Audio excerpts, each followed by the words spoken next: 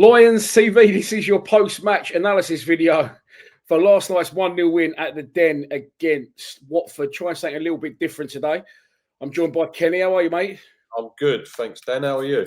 Yeah, all good, mate. A little bit tired after last night. He dropped Emery off. The A2 was jammed. Fucking going about 1 o'clock this morning. So I went to the game. You obviously didn't get back from work in time to get to the Den, so you watched it at home. But interesting perspectives on it, because the majority of people, I think, will say, yeah, we won. That's the main thing. We've not got to get away from that. You know, it was a good result. We got that hoodoo off our back at home, but not a great performance. But you're edging towards, a few people said it, like I said, that you thought it was a really good game. Yeah, I disagree with the majority, actually. I believe that was probably the best game of football that we've played this season. So forget the Norwich win and the emphaticness of that. I think, obviously watching at home sometimes is a bit different, maybe. Yeah. But I think that it was a fantastic performance. And I'm going to put it towards the same sort of the Middlesbrough thing. When we lost 3-0 to Middlesbrough, because it was 3-0, people went mad about it. Absolutely mad about it because of the level. That performance could have been a 5-0 win. And if the result was 5-0, no one would have been coming back from there saying it was an awful performance. So I think just on the basis that we only won 1-0, that's why people are not so happy with the performance. Yeah, you know, it's really weird. Like, I came out the ground last night. It was a little bit, usually you're buzzing, you're bouncing after win, but felt a little bit deflated. Not deflated. I don't know, me and him were in the car home. We both very quiet. Didn't really feel like a win, but at the same time, in the first half, we definitely had the chances to put it to bed. And in the second half, although they dominated for long periods, didn't really have major opportunities to we'll get into. But we defended quite well and dug in, which I enjoy those types of performances as well.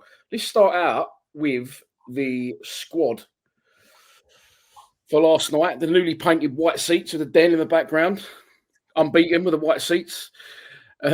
It was Bender, Kramer, Cooper, captain obviously, Ballo, Nesley, Leonard, Coburn, Luongo, Emakhu, Brian and Mazu Sacco, with Crocombe, Sturge, Taylor, Langstaff, Grant, Bangura, Williams, Smallbone, Harding and Howland on the bench. Of course, no Mihailo Ivanovic. We found out after the game that he was injured at Crystal Palace. We knew he got taken off at half-time against Palace. We weren't sure whether it's precautionary or he was just trying to give Coburn game time as well as Ivanovic, but it turns out he has injured his shoulder. So we've got a lot of injuries. We've got, obviously, Doty out, Mitchell out, Denor out, Ivanovic out, and the biggest one for me at the minute is Aziz. I think we're really missing him. So from the opening game of the season, arguably 5 or 6 of our first starters are out. But first off, Ken, no Ivanovic. I think we discussed this last week. I can't see how the club, I don't think it's intentional what's happened with the amount of strikers we got. And to me, they must have dropped a bollock. And that was never more evident than last night. Strength and depth elsewhere. Obviously, with 5 midfielders out, including the 2 I mentioned. Kundal's still got a dead leg, apparently, and now Daniel Kelly. We weren't sure on Luongo's fitness before last night. But up front, we were saying, is he going to play a 4-4-2? We didn't really have that option because only had Langstaff and Coburn. One of them gets injured. You've got to change the formation. So What do you think about the squad as a whole, depth-wise? But no, Ivanovic was the talking point there, obviously, for me. Yeah, I think depth-wise, obviously, we are as a whole, as a squad, we're 10 times better than what we were last season. I mean, if we had this amount of injuries last season, we would be in some serious trouble. You know, all of a sudden that Abdelmalek or whatever his name was would have been playing, and we would have had to really worry about who we're putting into the starting lineup. However, you could probably say all of them are, you'd be comfortable with putting them on the bench, and even if you had a look at the subs bench, you'd be happy with all of them coming onto the pitch. So squad in depth as a whole is quite good. However, our attacking force, 100%, we're never going to know. But I think we had a lot of players in the lineup to be signed on that transfer window in ways of strikers, and I don't think we successful. We're definitely a striker short minimum, I'd say, Mm. in the team. We're going to have to do something about that in January. Definitely. And I think it was so evident last night. We'll get on to Coburn's performance, but he was absolutely done by the end. And obviously, he already brought Langstaff on and put him wherever he put him. I lost track of it by then, lost a little bit of interest, if I'm honest. But yeah, definitely like, right, getting into the starting 11, milking them new Den White seats, and it was Bender in goal, flat back four, Leonard, Kramer, Cooper, Bryan, Mazu Sacco, Luongo, Ballo in a 10. In the original lineup that I put out on social media, I put Nesley in the 10 and Ballo on the right. Ballo come on, didn't he, against Palace, playing the left. He actually played in the 10 last night. Emakhu on the left, Nesley on the right. And up front, as a lone striker, the man that's getting absolute dog's abuse, which we'll get into towards the end of it, I suppose. Well, we definitely will. Josh Coburn. What did you think of the lineup, the formation? Any changes you would have made, with that starting 11? I think that I'm very not against Cooper, but I would have probably had Taylor in there or Grant, to be honest. Yeah. And there's an argument for Sturge to play, but Brian's also done well since he's come back from injury. So I didn't have a problem with Brian playing there or Cooper there really, but I just think that the other defenders are better. Ballo for me is worse than Nesley, so I think he's a player that needs to have a bit more time. I think he's very lightweight, a very, very lightweight. So yeah, I might not put Ballo there, but that's another interesting one. Again, this football's all about opinions, because I know people have said, "Oh, Ballo was fucking really good." And other people said, "Coy wasn't very good." I'll say on Ballo and Mazu Sacco, maybe not both as impactful as their debut, but fair play to both of them for coming into the country, coming into the team at very short notice, and not both as strong as they was at Palace, I didn't think, but good enough and only going to get better. I'm interested in what you said at left back. Two very good left backs now, in my opinion. Very competitive, and that shows what the strength can be in having two players both playing well in that position, because they're pushing each other now for starts, aren't they? Because they've both got their differences. What Joe Bryan does, and Sturge does it as well, but Joe Bryan, a lot of time players will get the ball and will go drive into a space. Joe Bryan does that because he's old school. He'll get the ball and he'll just drive straight into that space, then look for an option. He won't look for an option before he's driven into the space, which a lot of people do. And goes, but that's not just us, that's football in general. So really good battle going in between them two for the starting left-back position at the minute.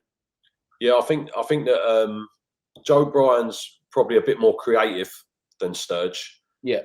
Although Sturge looks more dangerous, if that makes sense. But if you're looking for someone to pick a pass, then it would be Joe Bryan. It happened with the Cundall into Cundall to have his shot a couple of weeks ago. Also, when Bryan seems to be a massive confidence player. When his confidence is up, people aren't getting on his back. He'll do things that you go, bloody hell, that was brilliant. Maybe a little pass, or trying to get a foul where we need to get a foul, or a decent cross into the box. When he's not got full of confidence, he's horrendous. He turns into this really bad left back. But Sturge, I think, obviously will surpass him in time. Yeah, in time. You're very right about that, Brian. Don't seem to be a lot of middle ground with him, does there? He's either really good or really shit at scoring own goals. Yeah, exactly that. Player I want to talk about, I've marked a few, but one is Emakhu. I can't. I'm a bit like the way he plays. I'm up and down with him. Like last night, he's played well in recent games and been like a standout player amongst some poor performances at times. But I don't know. I just feel that I would have gone with something a bit different last night.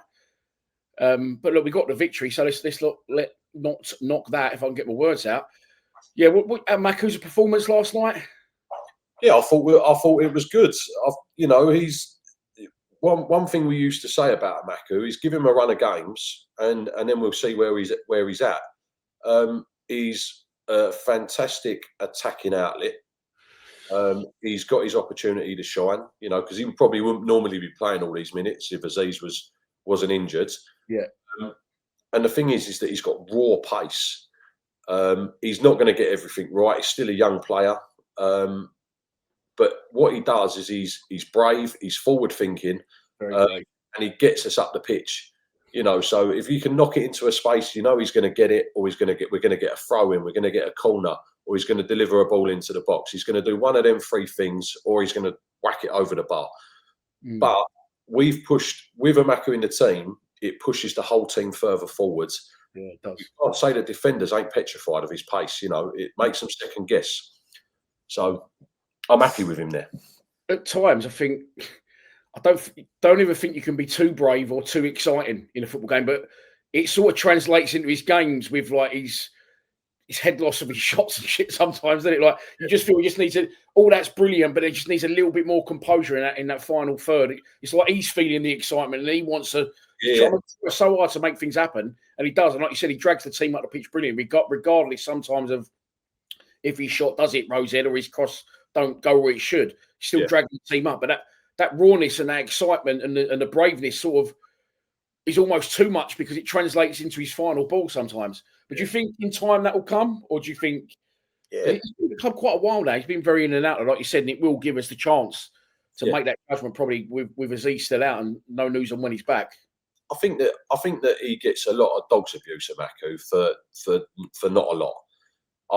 For what, if you look at what he's done in the last 5 games, you know, you don't hear many people going, bloody hell, you know, Emakhu was great today, or, you know, he done this and he done that. And the little things, like I say, bringing the team up the pitch, or getting a corner, or getting a throw in, somehow helping the team to be more forward thinking and be more forward. However, if he tries something and it don't go right, then everyone's on him. You know, I saw a couple of times last night where he tried taking the player on, he got tackled. Everyone, you know, and everyone's going mad. But if he'd done that 10 times, he'd get past that defender 8 times, and the people would just expect it from him now. You know, so I think keep him going. Well, he's going to have to keep going, but keep him going. He's got to be one of our most creative players on stats. You know, of assists or having goal involvements definitely. So I think he's done really well, Emakhu. You know, I'll be happy with him starting. It's a nice fresh, you know, it's a freshness to that side, because Bangura Williams there, he ain't taking people on and trying to beat them for pace. We're going to be trying to pickpocket in the middle of the field before we move forwards. And I think it just stretches play massively for us. It does. It definitely does stretch play. I thought when I put my team out who I would start, I did leave out Emakhu and I did leave out Wes Harding and Kamil Nejli. So it's a good job I'm fucking not the manager. But it was difficult decisions to be made, and there are players waiting in the wing, so it will push those players to do better. What we did, though, yesterday is, I always say this, we start the game, teams will see it against us, and if we don't break them down, they'll get into it after a bit. They'll realise that the tide's turning. Then we can't break them down. They'll nick something, and then they'll get behind the ball, and we could play till the fucking following Tuesday or the following Monday, and we still wouldn't score a goal. But what we did last night was we got our first home league goal of the season, 10 minutes on the clock. Kamil Nejli, I nicked that one off Henry. That's his dream team name in our EFL thing, isn't it? Would you have started Nejli? Yeah. Yeah, you're quite vocal to me about that, but obviously you get people watching ain't on the WhatsApp group, but you're like, no, he's our top scorer now. Joint with who else? I think Ryan Leonard. Yeah, that's it. Then he got Newport and Palace, and Nejli scored in the opening day of the season last night. Answered a few critics. I weren't the only one saying he ain't been performing. He could probably do with getting dropped for his own good, but like I said, I'm not the manager. Yeah. Good free kick, wasn't it? Great free kick. Should the big keeper be saving it? Yeah, I mean, some people were saying that the keeper should have saved it. I think that it had a lot more pace on it than what it looked like.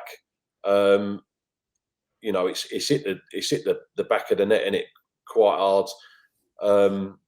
I think also it's curled quite a bit, so it's not like it's just sort of gone straight over.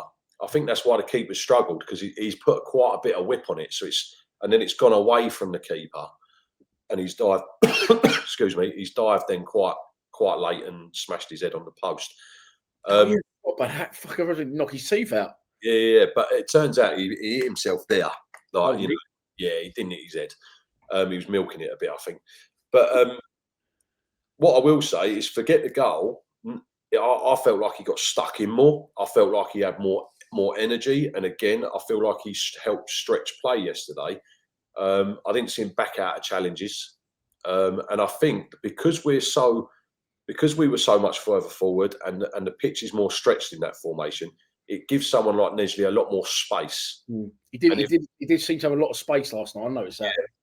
And if he's got space, he can be the player he wants to be. We probably need him to be. And I thought it was a good performance. I thought it was and he's another player that's just going to keep getting better, Dan. First season in the Championship, she's still learning, still settling. Like it was going to be his first full season, but yeah, I don't know why people are giving him grief. I think he's a great player, and in time, I think he's going to come really good for us. I think there's more to come from him. I think when he scored last night, I turned to Henry and went, right, hopefully that, maybe I'm being unfair because I was like, Henry, that's what we fucking paid for. Whereas we'll get on to Josh Coburn in a minute. We paid more for, didn't we? I think about $500,000 more. I thought he's going to get going now, but I still didn't think Nesley was great, if I'm honest. I thought the free kick, if Bender's letting that in, I'm going mad because I thought the goalkeeper had sort of dived past it. He actually went in here. He's diving sideways. I think he should have just gone upwards, but I'm not complaining. It just shows all these free kicks we ever have. I just say to all the time, just hit the fucking target because you never know, do you? You just never know. I'm veering off from that. Last night, ball went up to Coburn, held the ball up on one of the rare occasions he managed to. He laid it off to Ballo, and there was people in the box, and we ended up back with a goalkeeper. It's not just us, it's football in general. And earlier on when you were saying about percentages, I don't want to play long ball. Play football to get there. But then if there's people in the box, if you put every time we've gone back last night, probably 10 times, you stick 10 crosses there instead. It might not be pretty, but if there's bodies in the box, it could cause upset, a mistake, a foul. We could get something on target. I just think football in general, mate, it's gone fucking nuts. Like when it's overplaying them. Just play percentages. If you're there and there's people in the box, you've got that far, get it in the fucking box. If you're only going to knock it around a bit and then someone's going to play it long from the back anyway. I think that with that, because we've done that a lot more in the second half, didn't we? And I think if you're going to play that type of tempo like we did in the first half, and that tempo was high then, and we had a little lapse in the first bit of the second half, but I felt like we went again. Sometimes putting the ball into the box and going, right, you've got one striker at the moment that can't put the ball in the back of the net. Are we going to then have to track back again? Are we better keeping the ball? We're 1-0 up, keep the possession. I think that's done on purpose. If we had a bit more confidence in our strikers, then, and rightfully so, by the way, at the moment the team shouldn't have any confidence in their strikers because they're playing poorly. But I think keep the ball instead of we've worked hard to win the ball back. Now we've got it. Let's put it in the box for it not to be won. Now we've got to track back and start again, Yeah. I get what you're saying, but we're going to get on to Coburn very shortly because obviously we got the early goal. And then once we had that, I felt quite confident against, I'm not taking anything away from Watford because I thought they dominated large spells in the second half, which we'll get onto, but I thought they were really, really bad. Again, just my opinion, I thought if we'd played a better side last night, I don't think we'd been walking out there with 3 points. What did you think of Watford? I thought Watford played. I think this is really weird because me and you usually agree. We don't want to sit here and agree on everything. Do you know what I mean? I thought that Watford had a considerable attacking threat, and I think they looked dangerous, and I think they will be dangerous this season. The more they play, they're obviously starting a style of play under the new manager, which looks good, by the way. And I think that they will get better as the season goes on if they allow their manager to stay. And some of their strikers, the wingers, that's Semedo, that Aaron Kunda, obviously they had Kayembe come off the bench. Like these players are dangerous players, and I just think that we were very good defensively as well. I do agree with that. I thought we was very good defensively, especially second half. Yeah, I don't think that you'll see people get much change out of Watford. I really don't. I think that they'll get better and better and better. I thought they kept it nice for long periods. They had a central midfielder, I'm not sure who it was, but he was spraying nice balls. And I felt they looked good in parts in certain areas of the pitch. But I just think in the final third, especially the first half, I'd had one shot, that was the second half that sort of Bender parried, wasn't it, and then sort of into a dangerous area. But getting onto the chances that we had, we get the first goal, and like I said, I didn't think it was a great performance, but on reflection, in real time, I've said Cooper's missed 2 sitters. It's right up the other end to where I'm down by the cold blow in the corner. Yeah. Watching him back on the highlights, the first one comes at him really, really quickly through players, and it's over the bar. We've seen him scoring, but a half chance. The second header he had was probably the easier one, although it's further out. He had good contact and time to see it come out of the air and unchallenged. Half chances, but the one I want to talk about, and the player we are going to get to, like I keep saying, is the Coburn miss. It's a really good ball across the box from then in. He's just got to roll it in. It just shows a striker completely out of confidence at the minute. Yeah. And needing to go on, probably very aware of the shit he's getting. He's getting, and then our comments are just popping constantly. What a waste of money. Fucking useless. Send him back. He's getting worse. Well, we can't send him back. We've bought him now, but the chance he missed could have put the game to bed and made it look a lot more comfortable, like you said. And we're probably walking out there going, we killed him off in the first half. That's why the second half was like it was. But chances to kill it off, Ken, let's talk about them. And of course, this one from Coburn. I feel sorry for Coburn. I think that he's got a lot of weight on his shoulders at a young age. Again, first full season of Championship football. He got a little bit here and there at Middlesbrough, and that was it. And now he's been chucked in at the deep end. I think that he's more than capable. He gets bullied at the moment, and that's immaturity. Lack of strength. I'd be having him in the gym, strengthening him up a bit. And confidence, I agree, is really, really low. But the good thing about strikers is it's very easy to turn that confidence around. And goals will come. Yeah. That he should have finished that. I think last season he would have finished that. He's finished harder chances. But yeah, I mean, I'm not having that he's shit. I'm not having that he's a poor striker. I just think he's got a lot of weight on his shoulders, Dan, to be honest. Well, I agree. I don't think he's shit. I think he doesn't hide. He keeps going. I think he put a lot of work in and he can hardly run towards the end. Yeah. However, on the negative side, he has to score that for one. But and I think as Alan Shearer once said, don't be worried about if your striker isn't scoring chances. Be worried if he isn't getting in the position to score the chances. So he's getting in the right areas. I still feel he gets too much abuse in terms of he gets balls drilled at him. He don't get enough actual service in front of goal. But that was one chance. But back to like Lee Gregory. Lee Gregory would take like 1 in 5 of them. We used to create a lot more because we had proper wingers at the time in Jed Wallace and whoever was playing on the left at the time. That dipped in and out between Ben Marshall and others. But he does need to be stronger in terms of like he does battle hard, but he comes out the other side of every individual jaw on his arse. And he definitely does need to be stronger. But like you said about Brian, with players in general, but especially strikers, it's all about confidence. And I think if he's rolling already, we're scoring goals already, I think he just second nature just finishes that, doesn't think about it. But he's gone for, I don't know why he's gone high, but he's gone for power. He's fucking ballooned it over the bar. Yeah. I think that he's going to be under a lot of pressure in his own head. I'm sure he don't really care what we think, but of course. If you're watching your right back score 2 goals, and you're watching your left winger score 2 goals, and you're playing the majority of minutes as a striker, you're going to question yourself a little bit. But I think it's going to come. I think it's going to come soon. I've always said I think Coburn will score more goals than Ivanovic this season. He definitely will if Ivanovic is injured. But I put this in the WhatsApp group, didn't I? I said, look, Ivanovic is probably a better finisher. Yeah. But nowhere near gets anywhere near in the right position.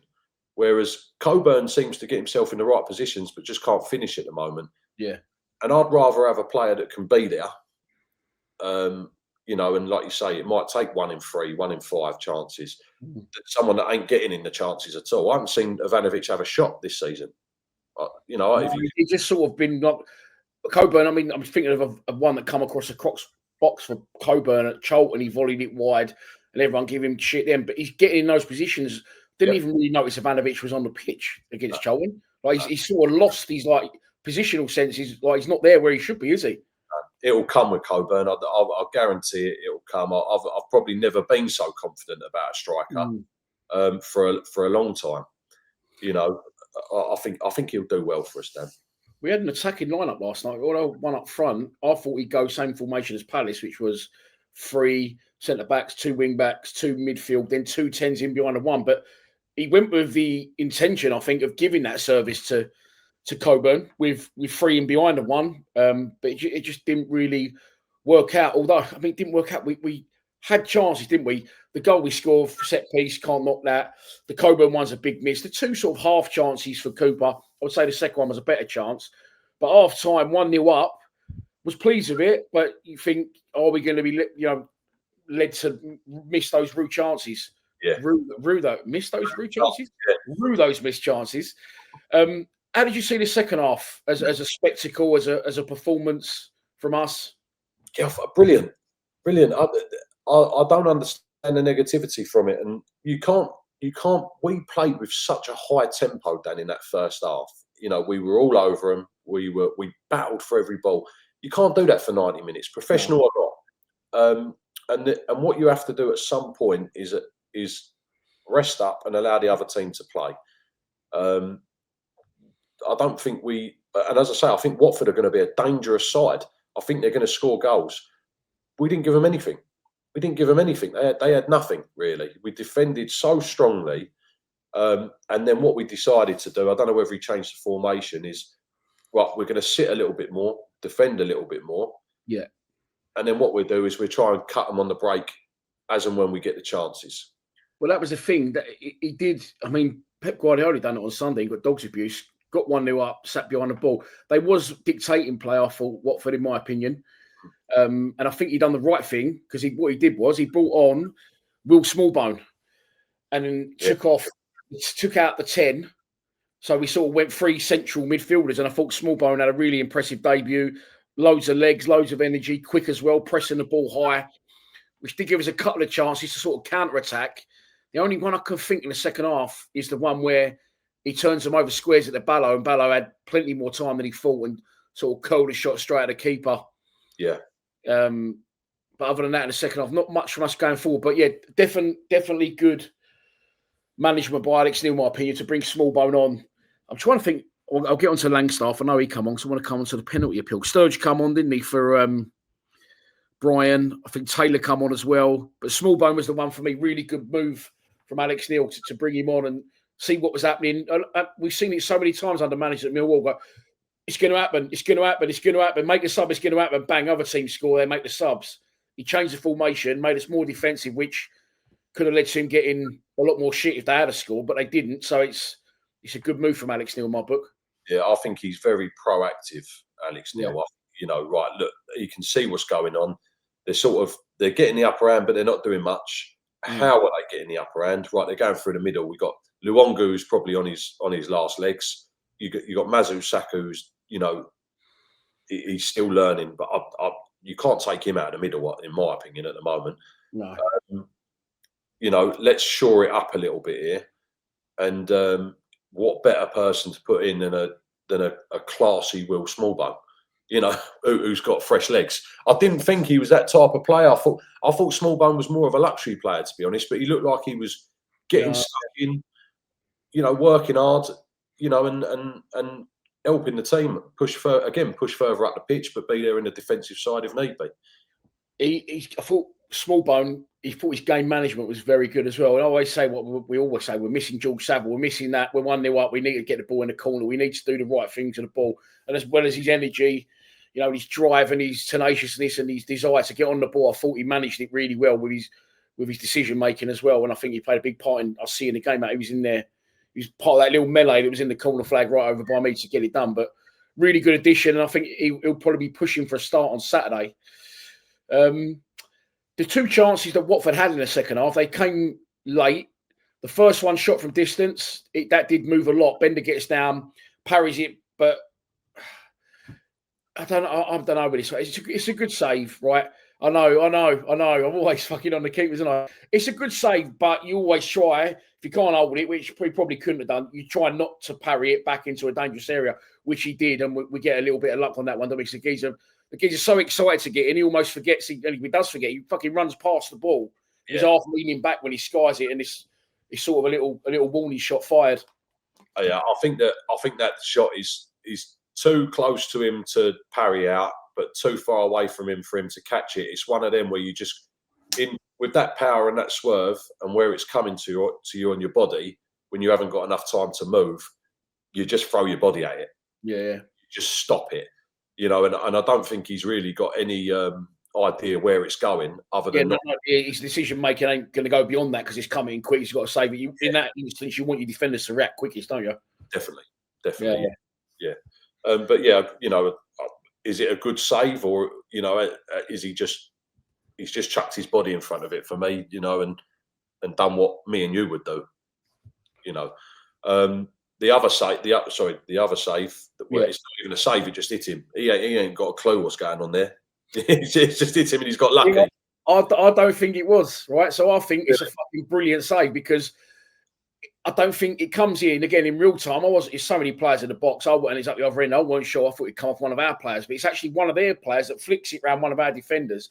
And he doesn't know where he's going to save it. He doesn't know how he's going to save it. But he does sort of adjust his body and he does just hit him. But he hasn't just stood there and it's hit him. He has sort of thrown some sort of shape. You know what I mean? Like he's got fucked. He's just sort of thrown his body and it has hit him. But, whether it was lucky or wasn't lucky, it will go down as a really good save. But I thought it was a really good save. Up the other end, like I said, where did Langstaff, you could probably see it better on the telly, like with the fucking commentary as well. When did Langstaff come on, where did he play? I wasn't even sure he's up front or he's wide right or in a 10. Yeah, I thought looked more like 10-ish. But be a 10 when we're defending, but be a striker when we're attacking. It was it was weird. I've just run around and do stuff, I think, more than anything. Yeah, just make yourself busy. Yeah. Doing a George Honeyman or an Andreas Vogelsammer. Yeah. But penalty or not? Look, I would have given it. I think that. Would you have given it? Not 1 and 3 points given it. Yeah, I think that if I don't know, there's arguments for it not being a penalty. There's arguments for it being a penalty. But if I was Langstaff and I've got two hands on the front of my shoulder as I go past the player, and I would have gone down as well. I think the ref was too far away. The lino, just you can see in the replay, the lino deliberately looks away. It's quite funny, honestly. Look, if you watch it on the Sky replay, because they have slow-mo ones, didn't they, as well? Yeah. For me, should have been a penalty. If we were 1-0 down, I would have been screaming at the telly. But I thought it was a pen. But through my biased eye, I thought in real time it was a penalty. The first replay I saw it back, I wasn't so sure because what I wasn't looking at is what you pointed out, the hands. I'm looking at the contact, the way of his legs, which there wasn't really a lot, and he just sort of cuts across him. He doesn't throw his leg, but like you said, you get like the benefit of loads of replays on Sky, and it wasn't the legs anyway. The geezer didn't move his legs towards Langstaff. It wasn't. It was the hands on, and I thought it was a penalty. The commentators thought it was a penalty. Yeah. But that's a penalty, definitely. Yeah. Against us, that's been given 1,000,000%. That's all I've done by now. But we saw the game out. Got our first victory. You can't take the importance. I feel like last night my full-time reaction. I watch my full-time reactions back sometimes, and I think, "Oh, you dick! You got way too excited there." Last night I watched it back this morning, and I was like, "You didn't really seem like you sounded enough," or sort of like it was long spells when I was just standing there because I don't know. I told you I felt bad before, but I don't want to take away. The bloke next to me was like, "We got the job done, though." He's watching me do it, and he's right. You can't take away the importance. Some think it was a good performance, like yourself. Others, like me, didn't think it was great, but take nothing away from a very hard game last week against Palace. It went to penalties and would have took his toll physically and mentally to bounce back.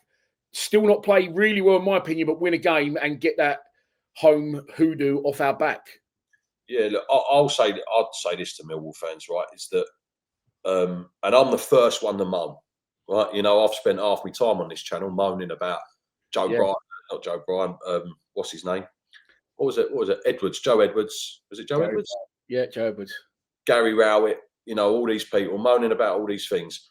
I ain't got nothing to worry about at the moment. What happened last night is we got our first home league win. We got our first home clean sheet. I think we should have scored a few more goals, or at least a couple more goals. I think that we were exciting going forward, and I think that we were so strong defensively. I can't see why we're walking away from all of them positives with a negative vibe. For me, I'm looking at that going, bring on West Brom on Saturday, bring on Swansea on Saturday, bring them on. You know, there isn't a team right at this moment in time, if we play like that, even with the team that we've got right now, that we should fear. Let's go into these games going, we're going to hassle, we're going to attack, we're going to defend strongly. We need to score a few more goals. We need to get our strike. Once Coburn scores one, I can't see where people are getting their negatives from right now. You know, I can't disagree. I can only agree with all the positives you've outlined there, which is good because I say my full-time reaction. I felt like maybe I've been a bit too negative, but everything you said spot on. First clean sheet, winning games without, in my opinion, playing brilliantly. We didn't play as well last night as we did against Palace. Winning games with a lot of what would be first choice, and that's why I don't mind mentioning we should have had a penalty or we have got a lot of injuries. If we'd have lost that game, we're drawing it, I wouldn't be drawing to that. But I feel like I can because we won. So all right, we've won, even though, do you know what I mean? Not, oh, that's why we didn't win. But there's so many positives to take from last night. But again, you know, you wasn't there, I was there, and just the feeling I got from being at the ground. So it's always good to get your perspective today. I don't know, I just didn't feel it was great, but I'm taking nothing away. And all the positives you've marked out there are all absolutely spot on. So many positives to take. Maybe are we too expectant? I mean, let's look at the league table. In terms of us, it ain't a fucking bad start, is it? We don't usually start well. And look, we're joint sixth with, you know, my big thing at the moment is I don't know what people expect, because this time last season we're probably about 5 points higher than what we were. You know, we've had a couple of bad home games, which by the looks of it we've now rectified. We go and win on Saturday, we're going to be in the top six, possibly. You know, when do we stop moaning and when do we start getting behind the team? We've got 5 or 6 key players out. We've been changing formations in between games. Very true. Alex Neil turned around and said, you know, we actually worked on this formation yesterday, you know, before the Palace game. You know, and I've expected the players to implement it. They've worked hard for him. They've gone and done it. Palace was a fantastic performance. I think that yesterday was a fantastic performance. Right now, I don't have anything to moan about. I really don't. You know, and again, I weren't there.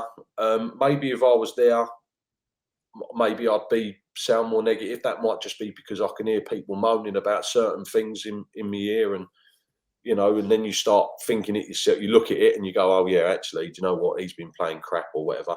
Yeah. But from me, just sitting in silence, watching it on my TV at home, I'll come out of that going brilliant, superb. That's the best I've seen us play for ages. I think what helps, and what me and you have both got, and what a lot of people have, nearly everyone's got, is confidence in the manager, and his decision making and his ability to manage us in the correct way, which me and you haven't had for quite a while. Do you know what I mean? Under various managers, like you said. Yeah, I think that what he does, look, he's not always going to get it right, and you can't expect that. Otherwise, he wouldn't be the manager of Millwall Football Club. But what I like about him, and the best thing I liked about him, was when he spoke about the Middlesbrough game, right? And it was he turned around, he went, we were 1-0 down.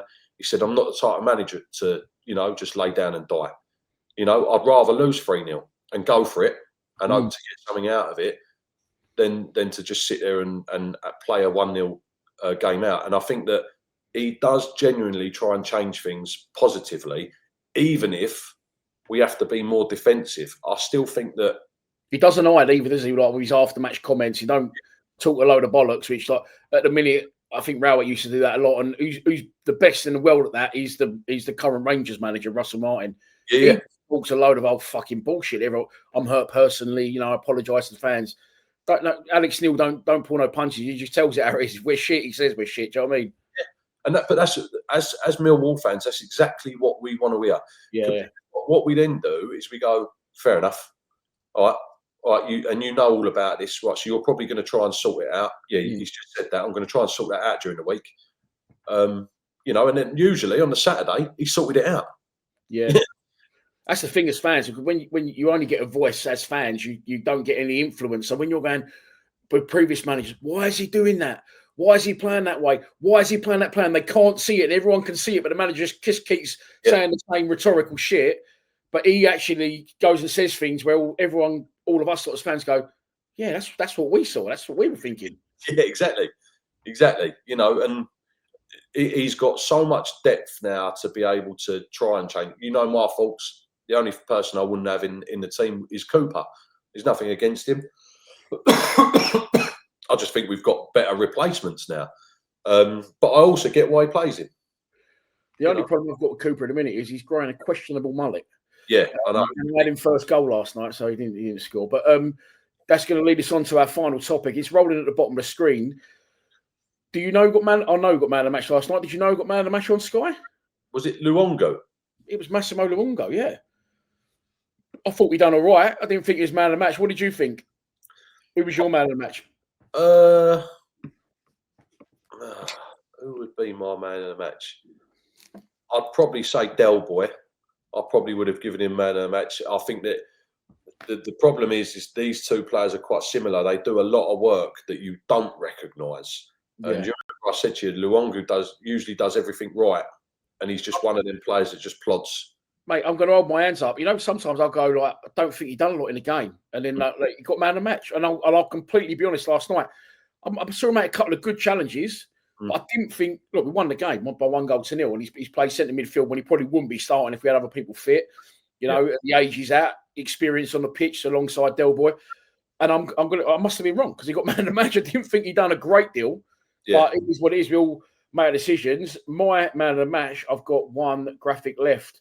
Well, you can give it between either Mullet Man Cooper or Kramer. I thought Kramer was outstanding again last night.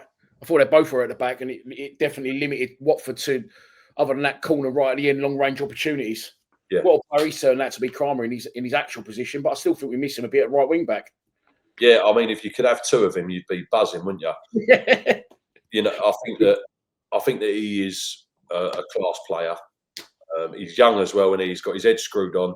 But more importantly, although he's got the, we talk about sometimes you've got luxury players. He's one of them. He's quite a luxury player, but also he proper gets dirty with it as well and goes, right, no, I've got a knuckle in here. He's a bit of a leader, isn't he? He's like, you say like you're looking for leaders. You can see him going, no, fuck this, and he sort of, at one point he won the ball in by the corner, or not corner flag, a bit further forward than that. But he weren't happy with just clearing it. He sort of turned the player, jinked through another couple, and then played the ball inside. Like, he's really got the bit between his teeth, hasn't he? Yeah. I think great bit of business to get him. And it's amazing because when last season or the season before, he was at Exeter. I know, man, isn't it? Them gems are out there. All the players we signed, man. At the minute, I'm trying to find a bad one. There's a couple who I haven't seen in Lovelace and Benicio Baker. I say a lot of AJ Matthews. Over there, ones for the future, but. As a whole, great work again from Steve Gallen, I think. Do we know anything about Lovelace or Benicio Baker? Like, what's going on here? Like, Jesus Christ. Hello, mate. I think Baker's been on the bench for the 21s now. I don't know if he's had still injury worries, but I think Zach Lovelace is the one come back with high expectations. They even posted the other day on News at Den, he's back in training. He can't get in the squad. Yeah. I don't know what's going on there, but look.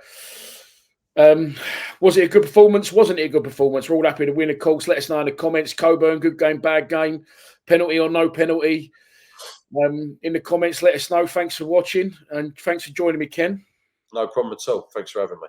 No, I really enjoyed these, mate. It's just better for me to sit and do a long-ass edit and talking bollocks to myself just to bounce it off the two of us. So let us know what you thought of the long format, different thing me and Kelly did today. And me personally, will be back tomorrow for a preview for Swansea on Saturday. No, you won't see that tomorrow. You will if you remember. If you're not a member, that will be out on Thursday publicly. Please subscribe to Lions TV. Come on, you Lions.